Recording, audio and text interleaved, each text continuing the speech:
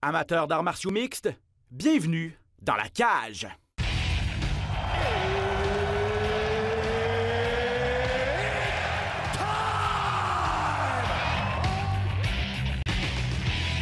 Introducing first, Benoît Baudouin, RDS Info à Las Vegas.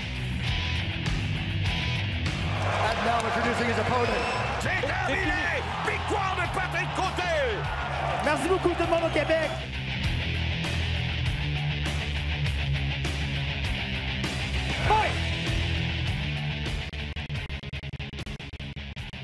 Il fait beau, il fait chaud. Qu'est-ce que vous êtes en train de faire? Êtes-vous dans un parc montréalais avec une centaine de vos meilleurs amis? Ou faites-vous, comme mon ami Patrick Côté, du terrassement, de l'aménagement paysager là, pour préparer votre cours là, pour cet été qui s'en vient? Merci d'être là en tout cas. Peu importe où vous nous écoutez, merci de nous suivre. Ben Baudouin en compagnie de Pat Côté. Pat, comment ça se passe, mon ami? Ça va très bien, toi, Ben? Ça va bien, ça va bien. Ouais, la cour avance, là. Ça va être confortable cet été pour nos petits feux, si on peut se voir, là, peut-être. Exact, pas le choix. Ça a l'air qu'on va encore passer notre été chez nous. Fait qu'on s'arrange pour être confortable. Je dirais de ça que j'allais te dire. Il faut le staycation, là, il faut s'arranger pour que la cour soit à notre goût. Non, pour faire sa part, on est content on retrouve un petit peu l'espoir, là, malgré tout, avec le beau temps qui s'en vient. De bons combats également à se mettre sous la dent. On a pris une petite semaine de break la semaine dernière, moi et Pat, mais l'actualité n'a pas arrêté de tourner, puis il se passe beaucoup de choses dans le monde des arts martiaux mixtes. Donc, un bon menu pour vous pour cet épisode de Dans la cage au cours de la prochaine heure. On va bien sûr revenir, Pat, sur le dernier gala de l'UFC. La semaine dernière du côté de Las Vegas. Il y a également eu des galas chez Bellator. Il y a eu des galas également chez One. Des grosses surprises chez One. On va en glisser un petit mot également. Mais pas le choix de commencer par une grosse nouvelle dans le monde des arts martiaux mixtes. Peut-être la plus grosse nouvelle parce que quand M. McGregor décide de péter les plombs, entre guillemets, sur les réseaux sociaux, ça devient une nouvelle en soi. Je vais expliquer tout d'abord ce qui se passe, ou en tout cas essayer d'expliquer. Vous savez que Conor McGregor devait affronter ou doit affronter Dustin Poirier à l'UFC 264 au mois de juillet, International Fight Week, le troisième combat de cette trilogie. Les deux avaient croisé le fer il y a quelques semaines. Poirier l'avait emporté. Et à ce moment-là, lorsque les deux ont croisé le fer, McGregor, beaucoup de respect entre les deux, courtoisie. McGregor avait dit, Pat, je vais donner $1,5 million à ta fondation, Dustin, ce que tu fais pour les jeunes enfants en Louisiane. Ça me parle, donc je te promets un don. On se retrouve quelques mois plus tard. Apparemment que le don n'est jamais venu. Et là, le ton montait entre les deux hommes, si bien que leur gala du mois de juillet, leur rencontre du mois de juillet serait en péril. Penses-tu vraiment que le combat est en danger ou on parle plutôt de promotion ici? Là? Non, le combat n'est pas du tout en danger. Je pense que c'est... je veux dire, ce qui se passe présentement, je pense que l'UFC ne pouvait pas rêver mieux. Pour une trilogie, là, il n'y a plus de respect, il n'y a plus rien. Là, on va avoir vraiment une guerre. Et là, ça risque de revoler un peu en conférence de presse chez les médias. Ça va être un bon vieux Conor McGregor va revenir à ce qui était le bon comme trash talk. En fait, ce qui est arrivé, c'est que oui, il avait dit qu'elle allait donner 500 000 en dons. Mais lui, il dit que c'est pas que je voulais pas le donner, c'est que tu m'as jamais envoyé les états financiers et comment que ça allait être distribué. Il dit, j'enverrai pas 500 000 $ à toi, à ton compte à toi pour que je sais pas où ce que ça va. Il dit, faut que tu m'envoies ta fondation, tout ce qui est au niveau fiscal, tout ça. Dans le fond, il voulait avoir toutes les informations nécessaires pour savoir où qu'allait aller son argent. Et lui a dit qu'il n'a jamais reçu ça. Et c'est pour ça que l'argent n'est jamais parti, c'est pour ça qu'il n'a jamais donné le don. Bon, là, qui croire, peu importe, pour nous, ça ne change rien. C'est juste que ça donne encore un bon show. Puis pour le troisième combat, je pense que tu peux pas demander mieux pour une compagnie de promotion de l'UFC d'avoir ce genre de situation-là que les deux là, vont envenimer de part et d'autre. On va revenir sur le fait de donner ta parole et de plus ou moins la tenir. Ça va être ma prochaine question. Mais d'abord, Pat, je veux savoir, est-ce qu'on préfère le McGregor courtois, comme il l'a été c'est au mois de janvier qu'ils se sont rencontrés, Poirier et McGregor. Donc, beaucoup de respect entre les deux hommes. Est-ce qu'on préfère ce McGregor-là ou le bon vieux McGregor, trash talker, le bon vieux McGregor qui s'en laisse pas imposer, qui donne un show dans les médias. On aurait aimé mieux le McGregor du dernier combat s'il avait gagné. Là, il a perdu. Fait sa nouvelle attitude a comme passé dans le beurre parce qu'il a perdu et s'est fait knocker. Donc là, le monde, c'est sûr que là, le monde, avec les situations qu'il y a là, oh, nice. On va revoir le bon vieux McGregor, l'un des meilleurs trash talkers, tout sport confondu. Donc c'est sûr que je pense qu'il va revenir à ce qu'il était. Il va revenir comme qu'il a fait. Mais de toute façon, il n'avait pas le choix d'adoucir son image quand il est revenu parce qu'il s'est passé tellement de choses à l'extérieur de l'octogone. Donc, pour se faire, entre guillemets, le réaccepter publiquement, il n'avait pas le choix d'arriver avec peut-être une nouvelle attitude. Ça n'a pas marché, il a perdu. Donc, cette nouvelle attitude-là n'a pas eu l'effet escompté, je pense. Elle a comme été un peu estompée à cause de sa défaite. Et là, on va revoir le bon vieux McGregor qu'on a vu pendant plusieurs années. Parce qu'il a été piqué au vif, McGregor, là, par les commentaires de Poirier. Ça a commencé, je pense que c'est la semaine dernière, ou en tout cas dans les derniers jours. Là, Poirier qui dit by the way, j'ai jamais vu le chèque, tu m'avais promis, ta parole vaut rien parce que tu m'avais promis 500 000, on n'a jamais vu le chèque. Là. De fil en aiguille, les deux commencent à argumenter sur la place publique, sur Twitter. Comme tu as dit, Pat, McGregor qui dit regarde, je veux bien te le donner, ton argent, mais il faut que tu m'expliques ou à quoi va servir et tout ça. Les agents s'en sont mêlés. Poirier qui a dit on a eu des meetings là, par rapport à ça. On vous a envoyé des informations. Vous n'avez jamais accusé réception de notre email. C'est à vous maintenant. Qui croire? J'aurais tendance à croire Poirier. Juste par l'historique des deux gars. Je trouve pas ça correct. Je trouve pas ça correct de propos. Puis Poirier, à première vue, puis j'ai pas fouillé, là, j'ai pas fait de travail d'investigation, mais à première vue, sa fondation, ça fait longtemps qu'il nous en parle. Ça fait longtemps qu'il met aux enchères le linge qu'il porte, ses gants, pour justement amasser des fonds pour les jeunes en Louisiane. Il a même dit, on vous l'expliquait à quoi va servir l'argent, ça va être pour construire un gym pour les jeunes en difficulté à la Nouvelle-Orléans. Adi Attar, le gérant de McGregor, s'en est mêlé. En tout cas, bref. Il a accusé vraiment Poirier de vouloir salir la réputation de McGregor, mais bon. Ça pour dire que peut-être que si on se met à fouiller McGregor, c'est pas la première fois qu'il dit je vais donner de l'argent à des fondations, tout ça. Si on se met à fouiller, c'est peut-être pas la première fois qu'il ne respecte pas sa parole. Il faut qu'il fasse attention parce que je pense pas que c'est lui qui sort gagnant de toute cette. Au niveau PR, là, au niveau relations publiques, je pense pas du tout que c'est lui qui sort gagnant de toute cette situation-là. Surtout que il pète les plombs là, sur Twitter. Là. Il commence à insulter l'autre et tout ça. Là. Il prend vraiment pas ça de façon professionnelle. Là. Ben, je veux dire, il y a deux façons de voir ça. Ta façon, tu dis qu'il ne voit pas ça professionnel. Il y a une autre façon que si vraiment McGregor a raison, c'est sûr que moi aussi, je pèterais les plombs de me faire accuser de ne pas vouloir donner de l'argent puis que j'ai promis. On ne la connaît pas, la vérité, là-dedans. Je n'essaie pas de prendre un bord ou de l'autre. J'essaie juste de... Il y a deux versions dans une histoire. Qui croire? C'est sûr que on s'en va beaucoup plus vers le bon gars dans cette situation-là. On s'en va beaucoup plus vers lui qui a la fondation, lui qui s'est fait promettre de l'argent puis il ne l'a jamais eu. Mais en réalité, c'est quoi la vérité? On ne la sait pas. Donc, si je suis dans la peau à McGregor, puis c'est vrai qu'on n'a jamais eu ce qu'on a demandé pour savoir les états financiers, on n'était pas à donner de l'argent, puis je me fais accuser sa place publique, c'est sûr que je pète les plombs moi aussi. Là. C'est sûr que je ne vais pas me faire salir mon nom gratuitement comme ça. Mais si c'est le contraire, par exemple, ben, je pense que Poirier, ce qu'il a bien fait. Écoute, McGregor a dit sur la place publique qu'il allait donner 500 000 $. Fait que si tu ne le donnes pas, attends-toi que sa place publique, ça sorte si tu ne l'as pas donné. Tout à fait. Tout à fait. Et là, dernière étape, dernier chapitre, c'est McGregor qui dit je refuse de t'affronter au mois de juillet à cause de ça. Poirier qui dit OK, pas de trouble.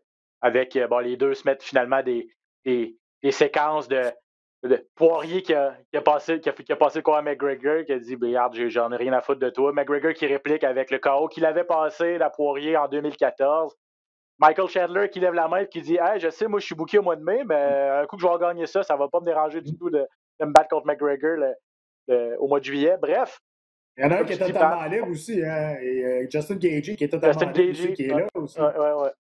Mais ça va arriver. Le combat va arriver. Arrêtez, ça va arriver. L'histoire est trop bien parti pour que l'UFC échappe ce combat-là. Ils vont pas l'échapper. On va s'arranger chacun de côté, puis ça va arriver. À moins qu'il y ait une blessure ou quoi de même, là, mais je veux dire, moi, je crois pas qu'il y en a un des deux qui va sortir de là. Puis je crois pas qu'il y en a un des deux qui va faire plus d'argent à aller se battre avec une autre personne qui va faire la trilogie. Donc, tu sais, Poirier a refusé un combat de championnat du monde pour faire la trilogie là, pour avoir plus d'argent. Fait que je te confirme qu'il veut ce combat-là. Et puis l'UFC ne gênera pas pour utiliser ça pour faire de la promotion pour le pay-per-view. Puis ça peut être douteux comme tactique, là. Vous pouvez en penser ce que vous voulez, là, mais on a utilisé un chariot dans une ville d'autobus là, qui a blessé des gens pour faire de la promotion. Là. Je pense pas qu'on va se gêner pour utiliser une guerre de mots sur Twitter pour faire de la promotion. Ben, exactement. Tu sais, peut-être le chariot, là, maintenant, on l'avait vu, puis c'est de la violence physique, là. Mais ça... Un crime, en fait. Je veux dire... Oui, exact. Mais ça, tu sais, ils prennent pas quelque chose de privé qui s'est dit dans l'arrière des rideaux, puis ils sortent ça public, puis OK, là, pour faire de la promotion malsaine. Je veux dire, ils ont juste pris ce qui est déjà là, que c'est pas eux qui ont écrit, puis ils mettent ça ensemble, puis ils font une histoire avec. Ils n'inventent rien. Donc, c'est pour ça que je te dis que l'UFC, présentement, là, est assis dans son couch, puis regarde ça aller, puis OK, continue. Nice. On n'a même pas besoin de travailler pour faire la promotion de ce combat-là. C'est déjà fait. Pour le move de Mr. Burns. Là. Oui, ils attendent. Voilà. Donc, excellent. Excellent. Histoire à suivre, mais effectivement, c'est les premiers chapitres qui s'écrivent d'une belle rivalité. En tout cas, du renouveau de cette rivalité-là, parce qu'on est vraiment passé comme ça de deux gars qui se respectaient beaucoup et qui étaient ultra courtois à des gars qui sont plus capables de se sentir. Donc, ça va être quoi les prochaines étapes? Très hâte de suivre ça, mais on voulait vous en parler parce que c'est vraiment ce qui a retenu l'attention dans les derniers jours dans le monde des arts martiaux mixtes. Il y a quand même eu l'aspect sportif, un gala quand même de l'UFC samedi passé qui mettait en vedette Marvin Vettori contre Kevin Holland. Pat Holland qui a remplacé Darren Till à pied levé 3 semaines seulement après sa dernière défaite contre Derek Brunson. Et je dirais pas que c'est un copier-coller de ce qui s'est passé contre Brunson, mais en fait, c'est pire que ce qui s'est passé. Là, quand tu regardes les statistiques, c'est en 2 combats, Kevin Holland s'est fait amener au sol 17 fois. 11 fois samedi par Marvin Vettori au sol, qui a dominé complètement une clinique de lutte, une clinique de grappling et de ground and pound surtout, et de contrôle de l'octogone. D'une part, performance ultra convaincante de Marvin Vettori, et d'autre part, Pat, Kevin Holland, on connaît sa faiblesse maintenant. Pour Marvin Vettori, performance ultra convaincante, mais pas assez pour un combat de championnat du monde comme qu'il demande, moi je trouve. Je veux bien croire là, qu'il a dominé, là, mais on n'a pas. Il n'a pas passé proche. Il y a eu un étranglement triangulaire avec le bras à un moment donné, arm triangle, mais il n'a pas passé proche de terminer le combat tant que ça. Il a fait du dommage, mais je pense que se battre contre un gars qui s'est battu il y a 3 semaines, à la dernière minute, le dominer comme ça, autant avec les amener au sol, puis pas être capable de terminer, puis tu es supposé être un solide gars de soumission.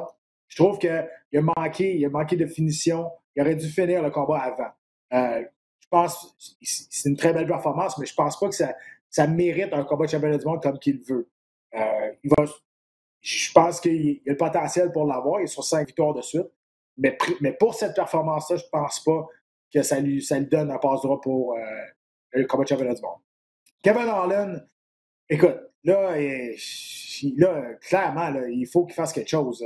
Je veux dire, tout le monde était là, c'est le combattant de l'année en 2020, il a gagné 5 combats. Ouais, mais regarde contre qui s'est battu. Puis quand il s'est battu contre Jacare Souza, puis je ne veux pas manquer de respect avec les autres, mais quand il s'est battu contre Jacare Souza, je veux dire, il a passé un KO, que les pourcentages de passer ce genre de KO-là sont genre 5%. Là, de son dos, le frapper. Et Jacare, il l'a sous-estimé à terre. Il allait tranquillement, mais il s'est fait pincer. Après ça, il pogne des gars qui sont dans le top 10, des gars qui sont beaucoup plus expérimentés, qui sont plus, le fighting IQ est plus développé à cause de leur expérience, voient les faiblesses et jouent avec complètement Kevin Holland. 2 choses en Kevin Holland. De 1, sa lutte défensive est dégueulasse. Elle n'existe pas. Il n'y a aucune défensive. Il n'y en a pas. De 2, j'ai rarement vu un gars avec des jambes aussi faibles. Il se fait écraser à terre. Il se fait pas...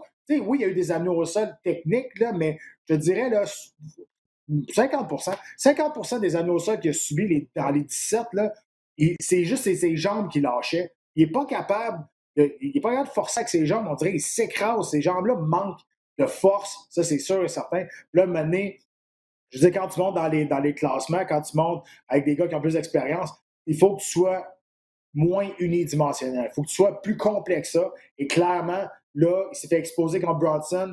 Copyright face à Marvin Vettori. Je confirme que le prochain combat, ça va être exactement la même affaire si c'est pas amélioré.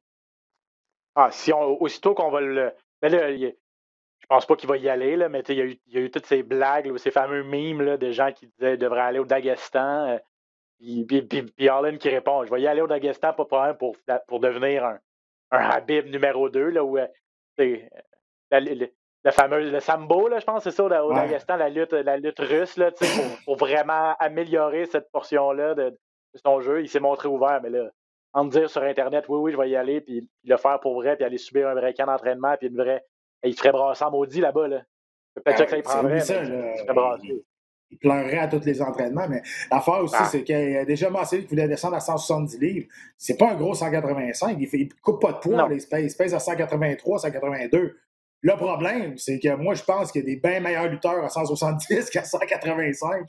C'est ça aussi le problème. Là.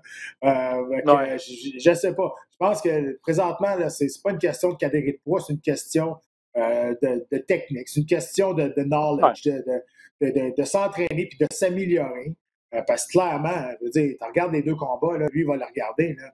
Il y a clairement un manque flagrant. Et là, tout le monde le sait. Donc là, je peux te le dire, là, en bon québécois, il est un peu dans la merde. Là. Et, je dirais, il va falloir qu'il s'améliore puis très rapidement. La méthode pour battre Kevin Holland est on ne peut plus clair. C'est ça. Pour revenir à Marvin Vettori, bon, tu parlais qu'il ne mérite pas encore tout à fait son combat de championnat du monde. C'est un gars qui est une séquence de 5 victoires, tu l'as dit. Dans le fond, il a gagné tous ses combats depuis qu'il a perdu contre Israël Adesanya. Il avait fait une décision partagée contre le champion Adesanya qui faisait à ce moment-là ses débuts à l'UFC. C'est probablement celui dans sa carrière, à part Jan Blachowicz là, à 205 livres, là, mais à 185 livres, Vettori, c'est probablement Vettori qui a donné le meilleur test à Adesanya jusqu'ici dans sa carrière. Donc, c'est pour ça que lui, il veut absolument sa revanche. J'ai tendance à être d'accord avec toi. Pourquoi pas le faire contre Darren Till? Darren Till va se remettre de sa blessure, là, blessure à la clavicule. Ça aurait été pas mal plus gros test. Darren Till, ça ne serait pas fait brasser au sol autant que ça. En tout cas, ça aurait été pas mal plus top de le maintenir au sol et de l'amener au sol que Kevin Holland. Donc, pourquoi ne pas se tester contre un gros 185 livres en Darren Till? Absolument. Puis, moi, je pense au combat qui s'en vient là, entre Gastelum et Whittaker. Il pourrait gagner le gagnant de celui-là aussi. Surtout si c'est Whittaker. S'il veut vraiment savoir s'il est prêt pour un combat de championnat du monde, tu affrontes l'ancien champion du monde. Je pense que ça pourrait être un combat qui pourrait être vraiment bon pour Vettori. Devant Vettori, il y a des gars comme Paulo Costa aussi, Jared Cannonier, Derek Bronson qui a gagné aussi contre Holland. Pourquoi pas un Bronson contre Vettori aussi? Les deux ont dominé complètement Kevin Holland en l'espace d'un mois. C'est sûr que lui, Vettori va pousser fort pour un combat de championnat, mais je suis d'accord avec toi. Si Whittaker, c'est parce qu'on va en reparler un petit peu plus tard, mais si Whittaker gagne en fin de semaine contre Gastelum, lui aussi va vouloir un combat de championnat aussi. Il est mieux placé. Il a perdu contre Adesanya, sa ceinture, mais depuis ce temps-là, il a fait ce qu'il avait à faire pour demeurer l'aspirant numéro 1. S'il gagne en fin de semaine, qu'est-ce qu'il peut faire de plus? Donc, ça va être intéressant à suivre, on en reparle tantôt. Arnold Allen en demi-finale contre Sodiq Yusuff, ça, c'est un combat qui m'intriguait. Deux gars vraiment classés très près à 145 livres. Arnold Allen, qui est un produit du Tristar ici à Montréal, c'est un Anglais, mais il s'entraîne à Montréal avec Ferraz Zahabi. Il l'a emporté, Allen, par décision unanime contre Sodiq Yusuff. D'abord, qu'est-ce que tu as pensé de la performance d'Allen? Il a ébranlé Yusuff au premier round. Il a clairement gagné les deux premiers et est un petit peu plus sur la défensive au deuxième. Il a laissé passer la tempête là, en sachant que Yusuff allait revenir fort au troisième. Donc, en sachant qu'il avait gagné les deux premiers rounds, il n'y avait pas besoin trop de prendre de chance au troisième. Oui. Moi, j'ai été déçu un peu du combat. Je pensais que ça allait être le combat de l'année. Même quasiment, c'est pour vrai, je m'attendais à quelque chose de beaucoup plus spectaculaire. Holland, on va se dire, les deux premiers rounds, il perdait si il ébranlait pas Youssouf. Là, Youssouf. je veux bien croire, là, si on peut se rendre bien loin avec DC, là, mais je veux dire, Youssouf gagnait le premier round, pac, s'est fait pincer, là, le vent a tourné. Premier round. Deuxième round, même chose. Youssouf, il dominait, bang, Allen l'a pincé, là, il a gagné le deuxième round. Ça n'a pas été une performance extraordinaire, là, mais les deux se suivaient dans les classements. Et je pense que c'était ça l'important, d'aller chercher la victoire pour savoir qui, parce que les deux, on les voit comme des beaux prospects là, dans cette division-là, qui on va mettre de l'avant sur l'autre pour les deux combattants qui sont là. Donc, c'était ça l'important pour d'aller chercher la victoire, parce que c'est deux gars qui étaient à la même place, avec la même genre de campagne de promotion autour d'eux autres. Donc là, il y en a un qui a gagné Allen. Puis je pense de plus en plus, on essaye de faire beaucoup de promotions avec des combattants d'Angleterre. De plus en plus, là, je pense que, tu sais, là, tu regardes les champions, il n'y en a plus beaucoup qui sont américains. Là. Je pense qu'il y en a qu'un, ou même il y en a peut-être plus, je pense. Mais au niveau de l'Angleterre aussi, là, présentement, on tente de mettre beaucoup de monde dans des combats importants pour aller chercher peut-être un autre champion après Bisping d'Angleterre. Darren Till, on veut le pousser beaucoup aussi. Donc, je pense que c'est bien pour Arnold Allen. C'est ça le penser. Tu as raison. Je pense qu'il n'y a plus un champion d'Angleterre, 145. Aljamain Sterling. Aljamain, c'est le seul. C'est le seul Américain. C'est le seul. Okay. Ça fait longtemps, là, à me dire qu'il n'y a pas eu ça. Là. Non. Non, effectivement. Puis, bon, Arnold Allen produit du Tristar. Je veux te parler peut-être de l'école Tristar. Moi, je les aime beaucoup. Puis, tu sais, je veux dire, tu connais ça mieux que moi, là, mais puis, je pense que c'est une approche beaucoup plus axée sur la victoire que sur la promotion. Tu sais, on parle, toi puis moi, on parle souvent au podcast de pour atteindre les plus hauts sommets, non seulement il faut que tu gagnes, mais il faut que tu sois excitant. Il faut que tu aies des KO. Il faut que tu sois vendeur. Bon, tout ça. J'ai pas l'impression qu'au Tristar, est-ce que c'est la job du coach de le faire, du gym de le faire, je sais pas. Mais tu sais, j'ai souvent entendu Firas Zahabi dire le but de ce sport-là, c'est de toucher sans se faire toucher, de gagner un combat sans prendre de dommages, parce que les dommages, c'est ça qui fait que ta carrière va être coupée court. Tu vas avoir une longue carrière, c'est important de faire attention. Donc, on voit souvent des combats prudents. Qu'est-ce que tu penses de cette vision-là, qui est un peu en opposition, ce qui est très bon pour l'athlète et pour sa carrière, mais qui est peut-être en opposition avec ce que la compagnie veut? Hein? Tu as raison. Dans les dernières années, Tristar a su quelques reproches parce que les combattants allaient là et leur style changeait un peu pour être un peu plus prudent de la manière qu'ils se battaient. Donc, on voyait des combattants qui étaient ultra agressifs, ultra violents. Ils allaient s'entraîner au Tristar et ils étaient beaucoup plus posés, beaucoup plus calmes. Ce qui n'est pas une mauvaise chose. Je veux dire, quand tu montes dans les rangs, quand tu montes avec du monde d'expérience, tu ne peux pas juste y aller all-in. Maintenant, ça te prend une vision, ça te prend une marche à suivre aussi. Puis, écoute, c'est dur de dire que Tristar ne fait pas la bonne chose, dépendamment du style de combat que toi, tu veux voir. Parce qu'il y a tellement de bons combattants qui sont là, il y a tellement du monde d'extérieur avant qui venait Tristar parce que la renommée du gymnase aussi. Firas Zahabi qui est reconnu comme un des très, très bons entraîneurs au monde aussi. Puis il y a toute une équipe autour de ça, des partenaires d'entraînement. C'est vraiment quelque chose d'assez de l'élite mondiale. Bon, l'approche du combat, je pense que ça revient à l'équipe d'entraîneurs, ça revient à la vision de ce que Firas veut donner à l'image de TriStar. Je pense qu'ils ont beaucoup plus de succès que de malheur présentement, TriStar. Ils ont eu une période creuse à un moment donné, mais là, ça va bien. Firas va bien, Arnold Allen va bien. C'est ça. Mandel Nalla aussi, qui se bat à Bellator, le dernier coup. Mandel Nalla qui est un super beau talent. Écoute, Eman qui a gagné son dernier combat aussi. Oui, exact. Fait tu sais, t'aimes ce style de combat-là ou pas, ça t'appartient. À un moment donné, le combattant, là, il va décider si lui, ça tente de se battre comme ça ou pas. Si tu amènes un gars dans ton coin, si tu amènes Firas dans ton coin, si tu t'en vas au Tristar pour t'entraîner là, c'est que tu acceptes de te faire entraîner de cette façon-là. Ça revient au combattant de se battre comme qu'il veut. Écoute, si tu aimes ça, tu y vas. Si tu n'aimes pas ça, tu y vas pas. C'est pas plus compliqué que ça. Au bout de la ligne, je veux dire, Moi, il n'y a personne qui m'aurait forcé à faire des fly and bar à gauche, à droite, même si je m'aurais entraîné avec des gars qui font juste ça au gym. Il faut que tu trouves ta place, puis si c'est ça qui te colle à toi, ben tant mieux. Je pense qu'il n'y a pas... il n'y a pas une mauvaise ou une bonne façon de s'entraîner quand tu vas chercher la victoire. C'est ça le plus important. Ouais. Puis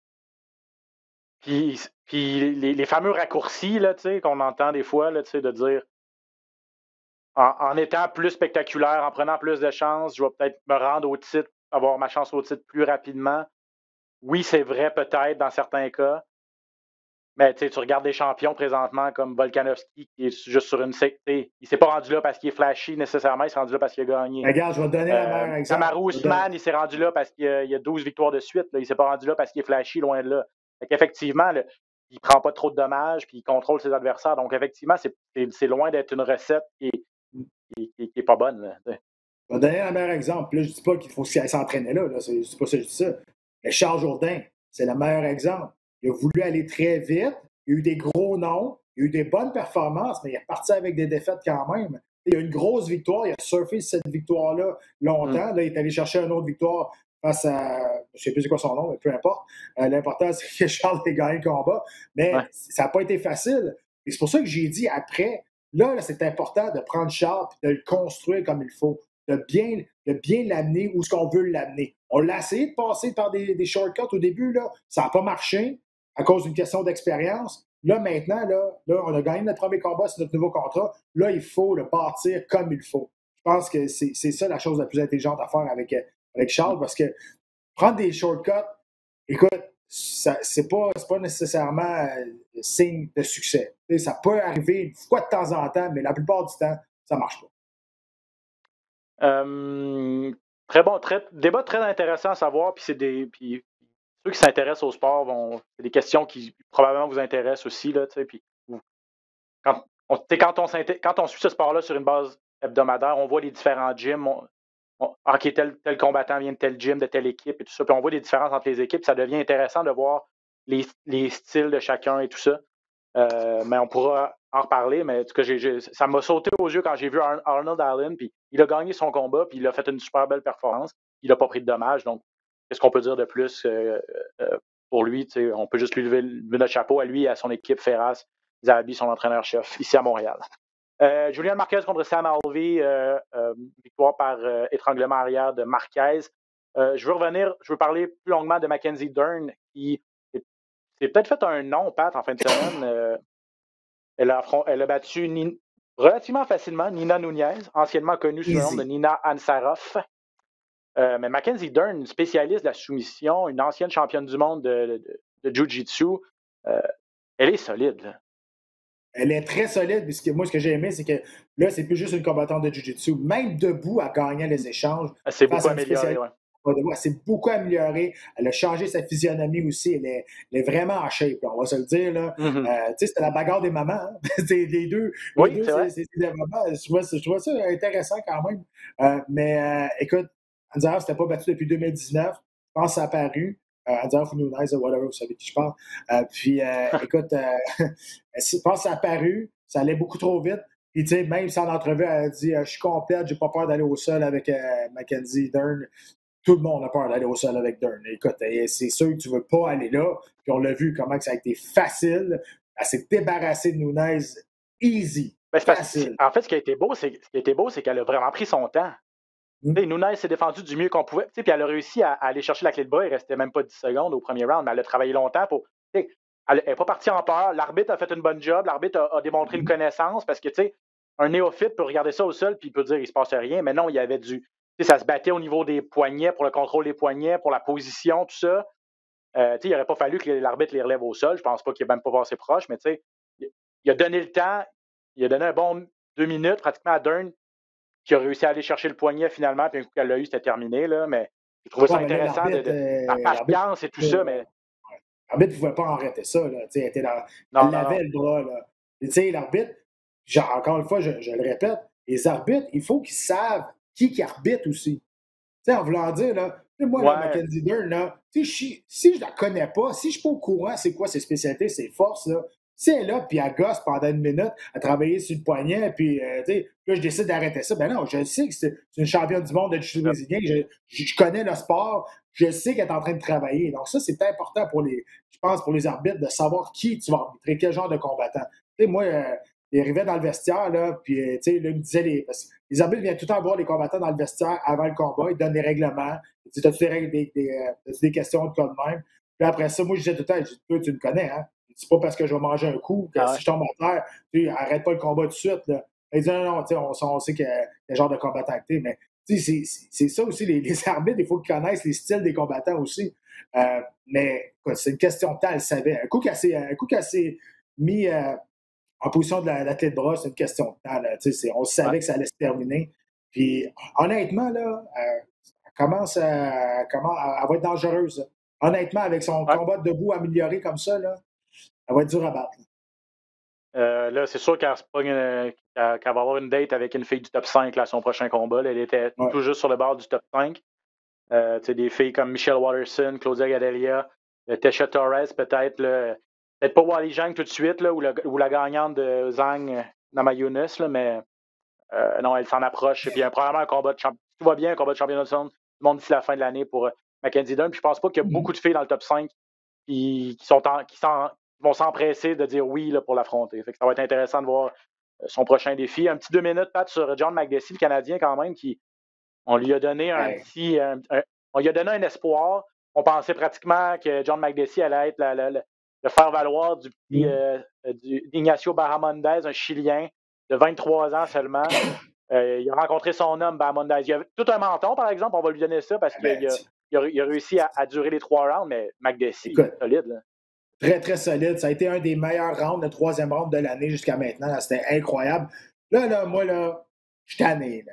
Moi, je pense que Dana White a vraiment quelque chose contre les Canadiens. Là. Les 3 derniers Canadiens, de la vie, pas juste de moi, mais de la vie de plusieurs, je check sur les réseaux sociaux quand ils sortent les combats de la soirée, ils nomment d'autres mondes que les Canadiens et même les Américains, des Anglais. Tout le monde dit ben voyons, Barrio s'est fait voler. Ben voyons, Jourdain s'est fait voler. Là, c'était, Makdessi s'est fait voler le combat de la soirée. Mais 3 Canadiens de suite. Il n'y a même pas eu de Bonnie. J'ai même pas réalisé qu'il n'y avait pas eu de Bonnie. 0. 3 Canadiens de suite qui se font, à mon avis, à la vie de quasiment toute la planète MMA, des arts martiaux mixtes, qui se font voler les combats de la soirée. On parle de bonus discrétionnaire, là, je veux dire, qui vont peut-être recevoir un petit chèque à la maison, mais c'est jamais 50 000. Je sais pas c'est quoi le problème.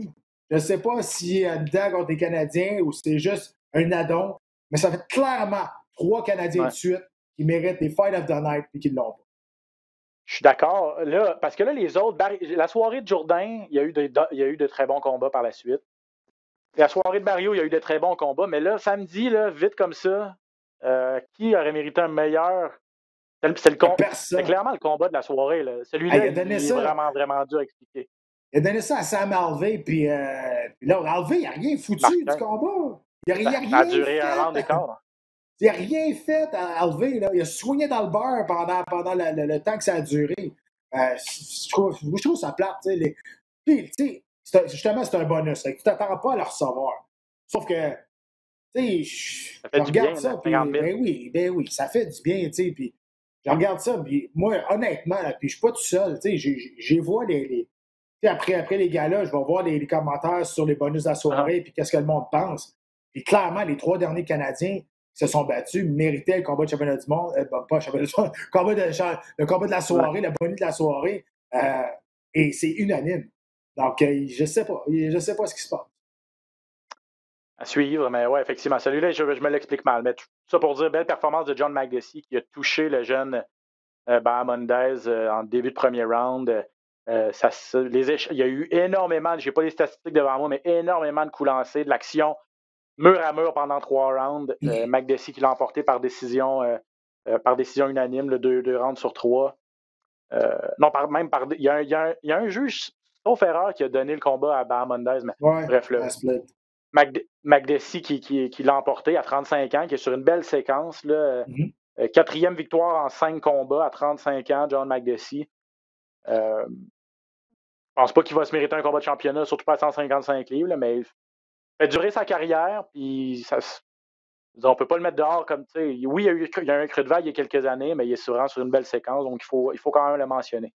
On va se prendre un petit 5-10 minutes, Pat, pour parler de Juan, qui était de retour en action après plusieurs mois, pandémie oblige. Normalement, c'est des gars qui sont présentés en Asie, mais là, c'était les débuts américains de cette grosse organisation-là, organisation qui est surtout vraiment asiatique, qui est très, très gros là-bas. Mais là, on était présenté en prime time, donc heure de grande écoute. La semaine, c'était mardi, si je ne me trompe pas, mercredi dernier, sur le réseau américain TNT. Et là, il y avait deux grandes vedettes américaines qui se battaient, Eddie Alvarez et surtout Demetrius Johnson, qui fait la finale pour le championnat du monde des poids mouches de One. Et surprise, Demetrius Johnson, qui était favori à 7-1, s'incline contre Moraes, Adriano Moraes, par KO au deuxième round. Donc, ça, c'est une surprise. Pas la première fois que Mighty Mouse se fait perdre par KO, se fait arrêter avant la limite dans son illustre carrière. Puis ça nous permet aussi de parler de la façon dont ça s'est passé. Des coups de genoux à la tête, alors que Mighty Mouse avait un genou au sol, qui est légal chez One, légal à Singapour, où avait lieu le combat. Donc, ton analyse de toute cette situation-là, Pat? Ça devrait être tout le temps comme ça. Les coups de genoux au sol, moi, j'ai déjà dit, le monde joue beaucoup avec ce règlement-là, mets la main, mets pas la main, mets la main, mets la main. Fait que là, tous les combattants sont mêlés. Protège-toi en tout temps. Ça devrait être comme ça. Écoute, je ne sais pas si c'était son deuxième ou troisième combat à Demetrius Johnson, je ne me souviens plus là, à One. Mais au moins troisième. Ouais. Tu sais, c'est jamais battu avec des coups de genoux à la tête. Est-ce qu'on peut donner ça comme excuse, malgré que là, tu sais, je pense. Il s'était fait branler avant par un uppercut. Tentait de se relever, là, si on veut. Oui, exact. Donc, je veux dire, il a vu l'opportunité, puis c'est parfait. Tu sais, je veux dire, c'est pas parfait qu'il ait perdu. Mais moi, je trouve que ce règlement-là devrait être unifié. Des coups de genoux à la tête, au sol. On devrait bien plus enlever les coups de pied, ses orteils, des affaires de main, des choses stupides, blessées juste pour blesser. Parce qu'un coup de genou à la tête, oui, tu peux passer de knockout, oui, tu peux améliorer ta position, ça peut te faire avancer dans ta position aussi, aller chercher la tête si le gars il se protège. Donc, tu sais, il y a moins de temps mort aussi. Tu contrôles quelqu'un, le gars il met sa main au sol, là, il faut que tu passes 2-3 secondes. OK, là, je peux plus donner de coup, là, OK, qu'est-ce que je fais? Là, ça fait des temps morts dans le combat. Encore une fois, il y a du monde qui joue avec ce règlement-là, puis c'est une confusion. Puis en plus, ce règlement-là de pas de genou à la tête, avec des points d'appui, c'est pas partout pareil. Il y en a que c'est une main, il y en a d'autres, c'est deux mains, il y en a que si tu mets un genou, ça vient mêlant, là, maintenant, il y a personne des règles unifiées, mais c'est pas ça partout. Donc, moi, je pense que ça devrait être comme ça partout. Chapeau à Adriano Moraes, qui était le champion des poids mouches. Demetrius Johnson avait gagné le Grand Prix des poids mouches l'année passée avant la pandémie, qui lui donnait le droit d'affronter Moraes. Les deux ne s'étaient pas battus depuis à peu près 2 ans. Même Moraes, ça faisait plus longtemps que Mighty Mouse qui n'était pas battu. Donc, on ne peut pas blâmer ça, mais on ne peut pas mettre ça sur le dos de la rouille. Là. Les deux étaient inactifs depuis très longtemps. Ça nous prouve que Mighty Mouse, considéré par plusieurs comme l'un des meilleurs de tous les temps, sinon le meilleur, il y a des... Pas juste aux États-Unis qu'il y a des bons combattants, puis il faut regarder dans les autres organisations aussi, parce qu'il y a de très, très beaux talents là, ailleurs. Personne n'est invincible. Je veux dire, être considéré le meilleur pendant tellement d'années, ça a un vice là-dedans. Je veux dire, je dis pas que, puis je pense pas, Mighty Mouse, il y a toujours une belle discipline d'entraînement, mais tu sais, à un moment donné, tu viens dans une zone confortable. N'importe qui. Tu sais, je veux dire, tu gagnes, tout le monde dit t'es bon. Tout le monde dit que t'es le meilleur de tous les temps à 125 livres. Même si tu ne veux pas te faire influencer par ça, tu peux tomber dans une petite zone confortable et dire que peu importe, je vais aller finir par trouver le moyen de gagner le combat. Et, je veux dire, rester au sommet, là, même si c'était pas lui le champion, mais il reste que c'était le champion qui était négligé à 7-1. Fait que, tu sais, pour juste te dire comment on pensait que Demetrius Johnson allait gagner. Donc, c'est sûr que tout le monde s'entraîne pour te péter la gueule. On s'entend, là, t'es la cible numéro 1. T'es en haut. Donc, y aller en haut, c'est difficile, mais d'y rester, c'est encore plus difficile. Mais quand ça fait tellement d'années, tu viens comme confortable dans le rôle de l'intouchable. Je suis un poète de moi-même, là, mais tu comprends ce que je veux dire. Fait que, je veux pas dire que c'est ça qui est arrivé, mais ça se peut que c'est pas facile. Puis il n'y a personne qui est invincible. Puis encore une fois, on a la preuve avec Dwayne Johnson. Surtout pas dans ce sport-là. L'autre événement en demi-finale de cet événement-là, c'était Eddie Alvarez qui affrontait un gars qui s'appelle, attendez, je l'ai noté ici, Yuri Lapicus. Encore là, Alvarez était le favori. Et puis, il était en train de gagner ce combat-là. C'est juste que il a donné des coups de poing un peu trop derrière la tête. Et ça, c'est très controversé. Puis, j'ai revu la séquence. Puis, effectivement, c'est limite, là. On l'a disqualifié vraiment pour des coups illégaux derrière la tête. Mais on voit clairement que c'est son adversaire. Les coups sont sur l'oreille. Son adversaire se tourne la tête. Son adversaire était intelligent, vous me direz, probablement. On a été sévère, par contre, envers Eddie Alvarez. Je vais t'expliquer le règlement. Tu donnes des coups à la tête. Et tu donnes des coups à la tête, c'est légal. Je continue à donner des coups, mais moi, je tourne ma tête. C'est moi qui est en faute. C'est pas lui qui donne des coups. S'il donne un coup, parce que c'est moi qui ai tourné la tête, c'est moi qui est en faute. Mais s'il continue à donner des coups dans la tête, là, c'est de sa faute. Okay? Fait que là, c'est à la discrétion de l'arbitre combien de coups qu'il y a eu en arrière de la tête. Okay? Fait que c'est vraiment ça. Parce que si moi, je me fais frapper puis j'essaie OK, je vais faire une faute, je tourne ma tête. Ah, il m'a donné un coup dans la tête. C'est pas comme ça marche. C'est la faute de lui qui a tourné la tête. Si l'autre continue, par exemple, à frapper, OK, là, c'est une autre affaire.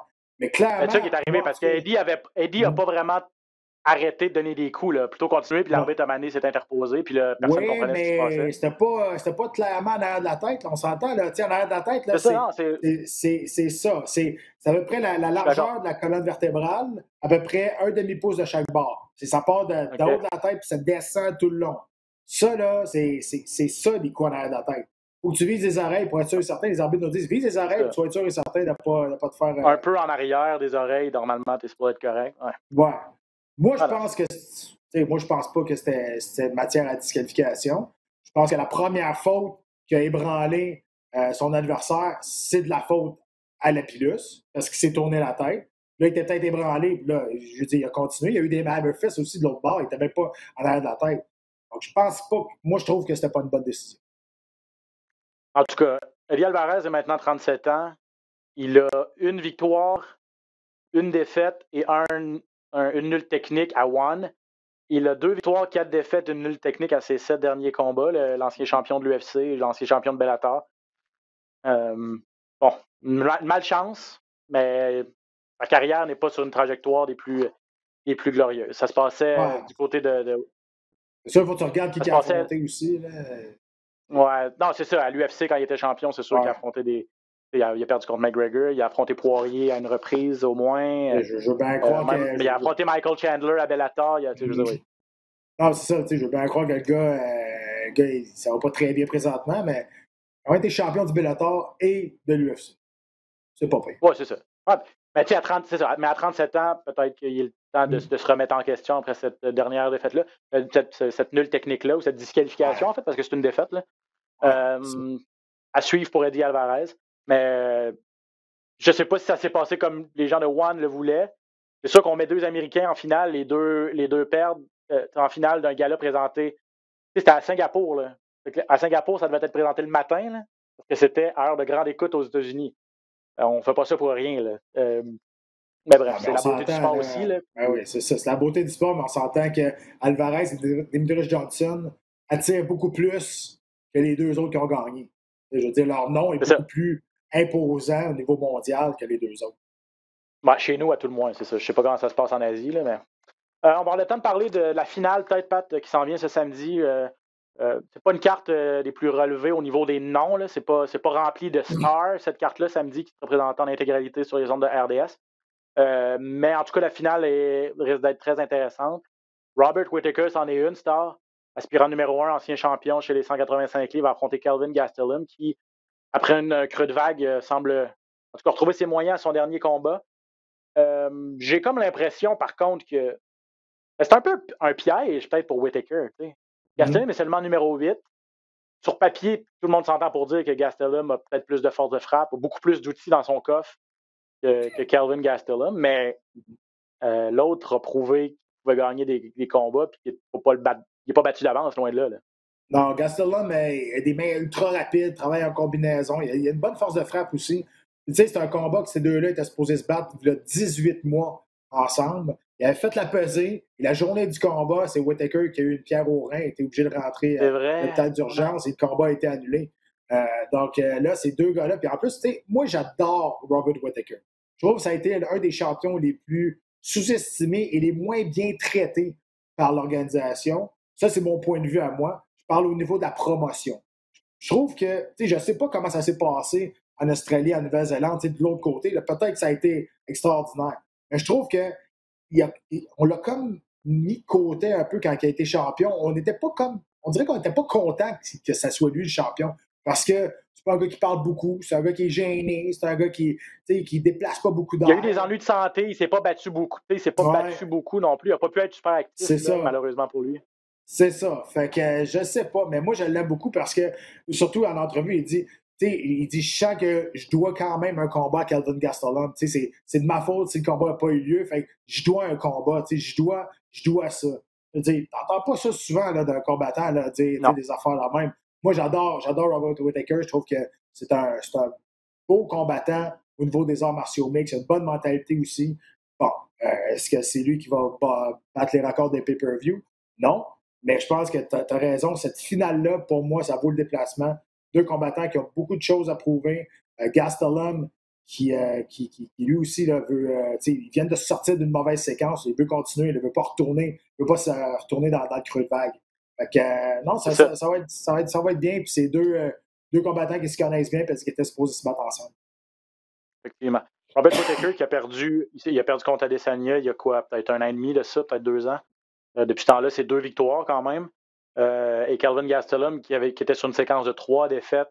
Lui aussi a perdu en combat de championnat contre Israël Adesanya. Ils ont cet adversaire-là au moins en commun. Les deux, en fait, puis Whittaker s'était fait passer le KO par Adesanya alors que Gastelum, ça avait été une décision. Puis il avait donné un bon combat à Adesanya quand même, Gastelum. Il avait eu du cœur au ventre dans ce combat-là, je m'en rappelle. Il avait quand même perdu 3 combats consécutifs et est revenu à son dernier combat contre Jan Heinisch avec une belle victoire. Donc, est-ce que Gastelum pourra poursuivre cette lancée-là ou est-ce que... Parce que là, Robert Whittaker, c'est comme je le disais tantôt, s'il gagne, lui, c'est Adesanya ou rien. Et là, ça serait... Il va être en position d'exiger un retour en combat de championnat. Là, après 3 victoires de suite, après avoir perdu sa ceinture. Là.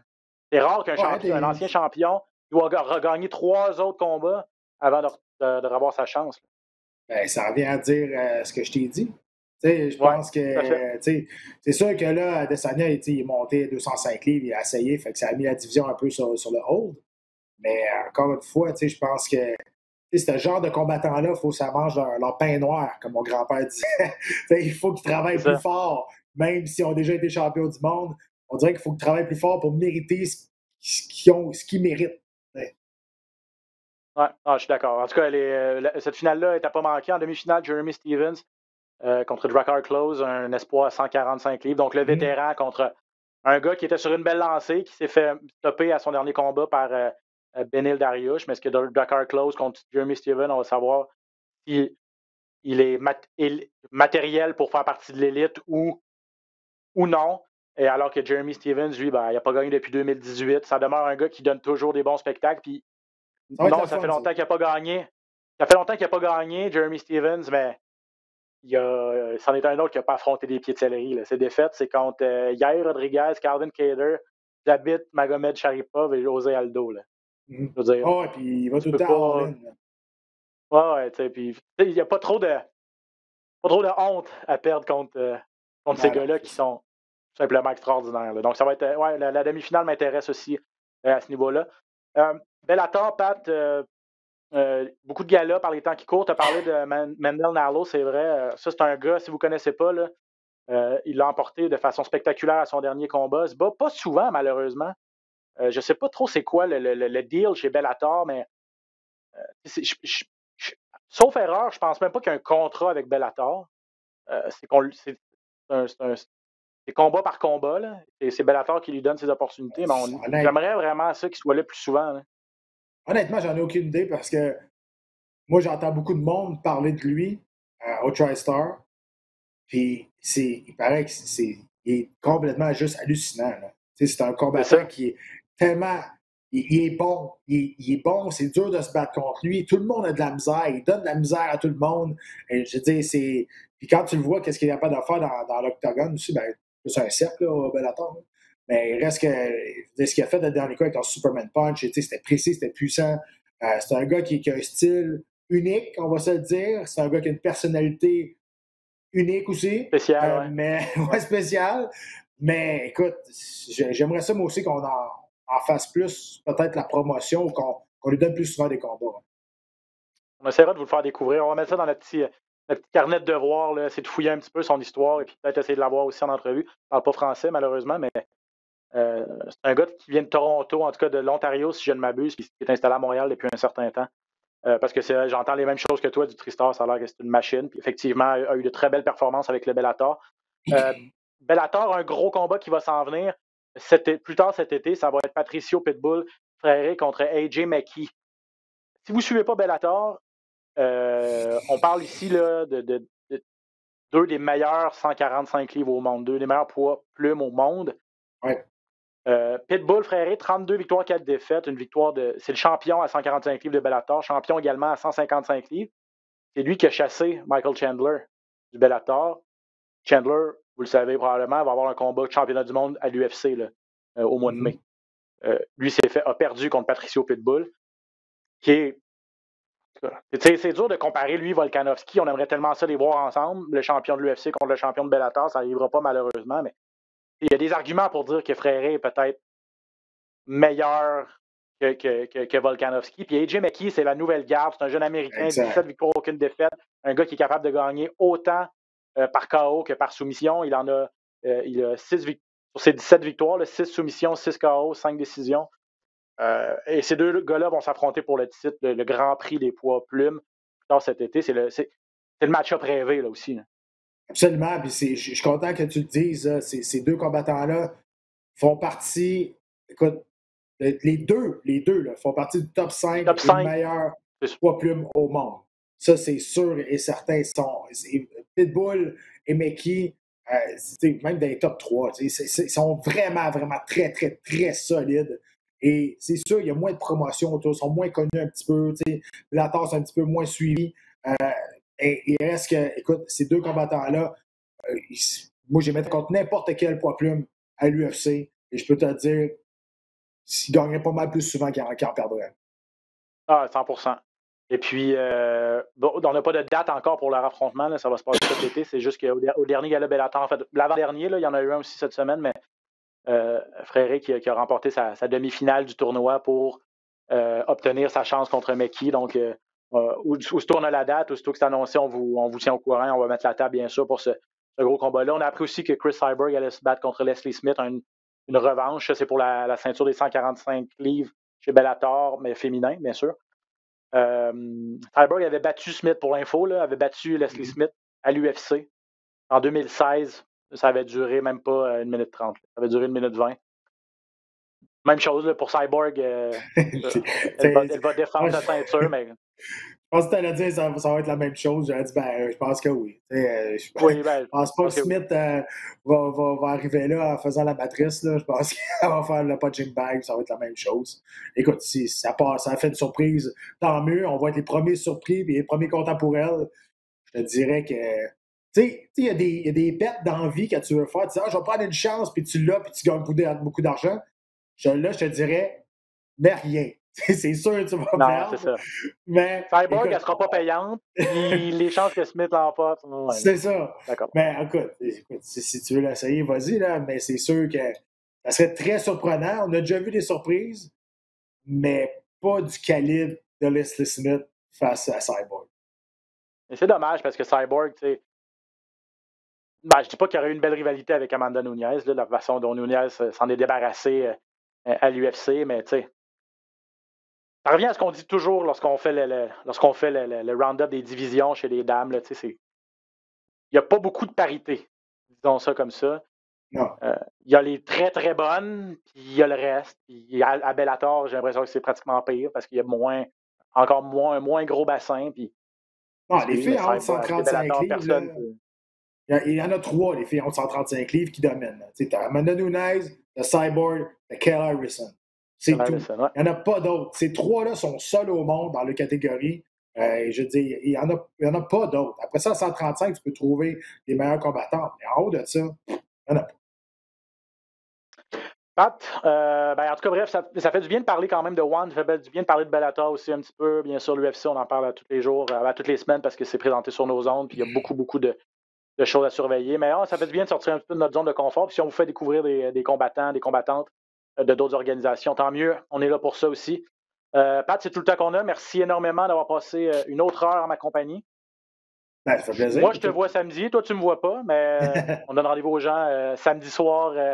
UFC sur les ondes de RDS pour ce gars-là, mettant en vedette Robert Whittaker contre Kelvin Gastelum. Pat, bonne semaine, Montréal à samedi. À bientôt. Bonne semaine, bye-bye.